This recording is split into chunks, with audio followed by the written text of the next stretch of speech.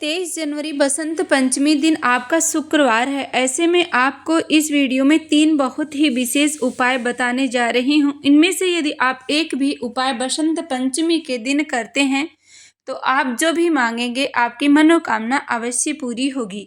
जो भी हम आपको उपाय बताते हैं पूजनीय पंडित जी गुरु जी की कथा सुनकर समझकर ही हम आपको समझाने का पूरा प्रयास करते हैं। तो बसंत पंचमी के पावन अवसर पर आप यह विशेष उपाय जरूर करिएगा।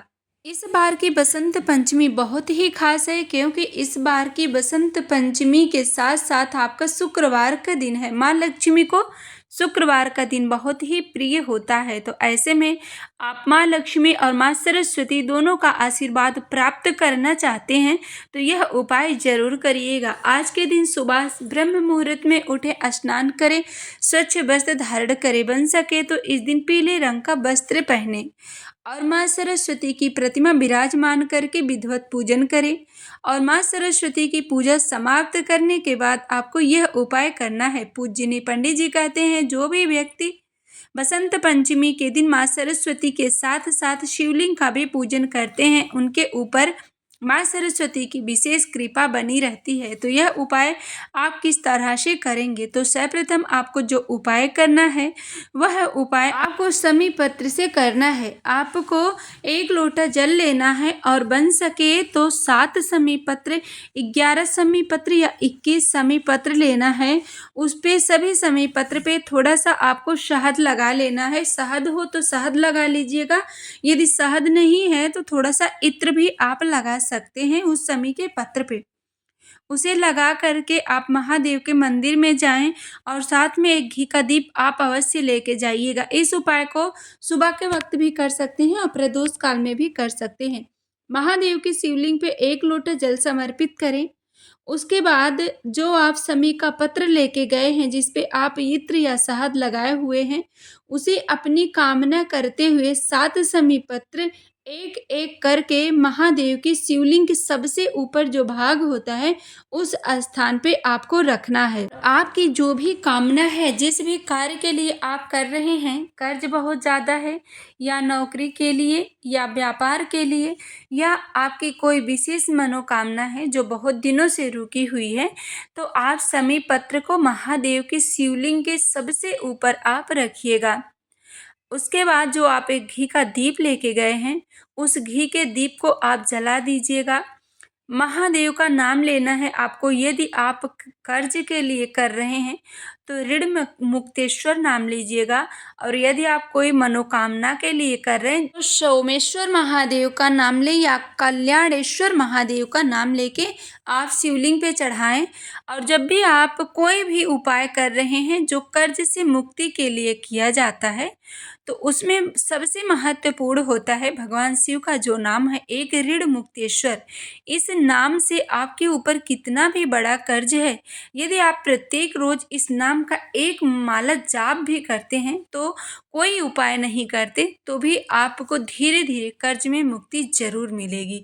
तो आप इस नाम से चढ़ाइएगा, घी का दीप जलाएं, बन सके तो समय है तो नंदी के समक्ष आप बैठ जाइएगा।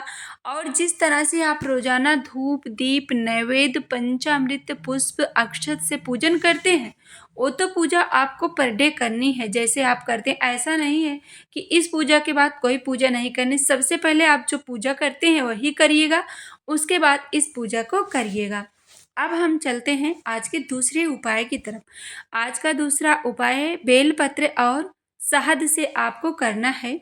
तो इस उपाय को आप अपने घर की शिवलिंग के पास करिएगा, मंदिर में नहीं, क्योंकि मंदिर में ऐसा नहीं है कि आप कोई उपाय करें और बाद में जाएं तो आपको वो मिल जाए, क्योंकि मंदिर में बहुत से लोग आते जाते रहते हैं तो आपकी जो सामग्री आप वहाँ पे रखेंगे तो इधर से उधर ज़रूर बिखर जाती है। तो इसलिए आप इस उपाय को घर में करें और प्रत्येक शुक्रवार को करें और प्रत्येक सोमवार को करें जब भी आपको समय मिले। तो मैं तो कहती हूँ इस बार का शुक्रवार बहुत ही विशेष है क्योंकि वसंत पंचमी है, माँ सरस्वती का दिन है, माँ लक्ष्मी का दिन है। तो आप इस उपाय को जरूर करें। अभी तक आपने किया है तो अच्छी बात, नहीं किया है तो आप जरूर करिएगा। आपको एक बेलपत्र लेना है, बेलपत्र को शिवलिंग के पास रख दीजिएगा और एक लाल फूल आप शिवलिंग के पास रखें। उस बेलपत्र के ऊपर आपको एक कटोरी रखनी है और कटोरी में आपको थोड़ा सा शहद रख देना है। भगवान शिव का स्मरण करना है, ध्यान करना है, महादेव का नमन करना है, एक घी का दीप जलाना है। उसके बाद महादेव की जिस तरह से आप रोजाना सेवा करते हैं वो सेवा भी कर सकते हैं, जैसे चंदन है, पुष्प है, चावल है, जो सामग्री आप चढ़ाते हैं उसे भी आप चढ़ाएं, विधिवत पूजन करें, माँ लक्ष्मी का ध्यान करें, माँ लक्ष्मी को याद करें, महादेव से प्रार्थना करें कि मेरे घर में माँ लक्ष्मी विराजमान हो, मेरे घर से लक्ष्मी रुष्ट हो गई हैं, माँ लक्ष्मी आप मेरे घर में सदैव विराजमान रहें। हम यह छोटा सा उपाय कर रहे हैं, आप इस उपाय को स्वीकार करें। इस तरह से हृदय से मनन करें, माँ लक्ष्मी का स्मरण करें, याद करें, उनकी प्रार्थना करें। उसके बाद उसे उसी स्थान पे छोड़ दीजिएगा। दूसरे दिन आप इस बेलपत्र को और पुष्प को और साथ में जो शहद है उसे उस पुष्प पे या बेलपत्र पे रख लें। इसे विसर्जन करना है। तो आप विसर्जन कहाँ करेंगे? आसपास तो ऐसा संभव नहीं है कि रोजाना आपको नदी मिल जाए, तो आप अपने घर में गमला तो ज़रूर रखते हैं और जो भी आप उपाय करें शिव जी का, तो वो तुलसी के गमले में मत करिएगा, बाकी किसी भी गमले में आप कर सकते हैं। तो आप इसे और किसी गमले में, जैसे कोई गेंदे का फूल हो उस गमले में, या कोई और वृक्ष हो, बेलपत्री का वृक्ष है आपके गमले में, या कोई भी वृक्ष हो, तो उसके नीचे ले जा करके थोड़ी सी गड्ढा खंदे, माटी खोद करके उसके नीचे आप इसे दबा दीजिएगा। ये हो जाता है विसर्जन। हल्का सा ऊपर से पानी डाल दीजिएगा। इस तरह से आप अपने घर पे जो पुष्प वगैरह होता है, बहुत से लोग कमेंट करते हैं कि चावल का क्या करें, पुष्प का क्या करें, लौंग का क्या करें, जो रोजाना उपाय कर तो इस तरह से आप विसर्जन कर सकते हैं।